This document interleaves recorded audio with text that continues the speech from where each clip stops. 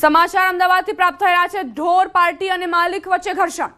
નાના ચિલોડામાં બળદને લઈને જતા વિવાદ, અડચણરૂપ બળદ ગાળાને દૂર કરાતા બબાલ। ઢોર પાર્ટી અને માલિક વચ્ચે શાબ્દિક ઘર્ષણ।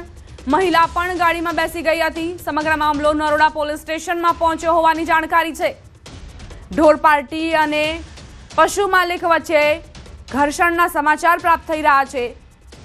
જે બળદ ગાડું રસ્તામાં અડચણરૂપ હતું તેને હટાવવા માટે ઢોર પાર્ટીએ જ્યારે કામગીરી કરી તો માલિક વિફરી ગયા।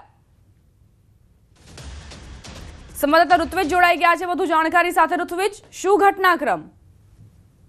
વાત કરીએ તો નાના ચિલોડા પાસે આ કામગીરી કરવામાં આવતી હતી। જે સીએનસીડી વિભાગ હોય છે અમદાવાદ મ્યુનિસિપલ કોર્પોરેશન, તેમના દ્વારા જ્યારે કામગીરી કરવામાં આવતી હતી ત્યારે જે બળદગાડાના માલિક છે તેને અને જે ટીમ હતી તેમની વચ્ચે શાબ્દિક બોલાચાલી પણ થઈ હતી અને ત્યારબાદ જ્યારે સીએનસીડી વિભાગ દ્વારા કાર્યવાહી કરવામાં આવી હતી તો જે યુવતી હતી જે બળદગાડું ચલાવતા હતા તે પણ તેમની સાથે બેસી ગયા હતા અને કોઈ પણ પ્રકારનો અનિચ્છનીય બનાવ ન બને અને વધુ ઘર્ષણ ન થાય તેની તકેદારીના ભાગરૂપે સીએનસીડીની ટીમ છે તે નરોડા પોલીસ સ્ટેશન પહોંચી હતી।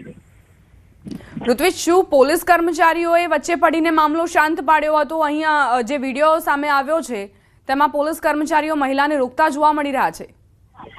હજી વાત કરીએ તો જે સીએનસીડી વિભાગ હોય છે તેની પર હુમલાના અનેક વખત બનાવો પણ બનતા હોય છે, એટલે ખાસ તકેદારીના ભાગરૂપે તેઓને જે પોલીસ પ્રોટેક્શન છે તે પણ આપવામાં આવતું હોય છે। એસઆરપીના જવાનો પણ તેમની સાથે હોય છે અને આ બનાવની અંદર પણ જે મહિલા પોલીસ કર્મચારીઓ છે તે સતત જે યુવતી છે તેને સમજાવતા પણ નજરે જોવા મળી રહ્યા છે વિડીયોની અંદર, અને કોઈ પણ પ્રકારનો અનિચ્છનીય બનાવ ન બને તેની તકેદારીના ભાગરૂપે હાલ તેઓને નરોડા પોલીસ સ્ટેશન ખાતે લઈ જવામાં આવ્યા હતા।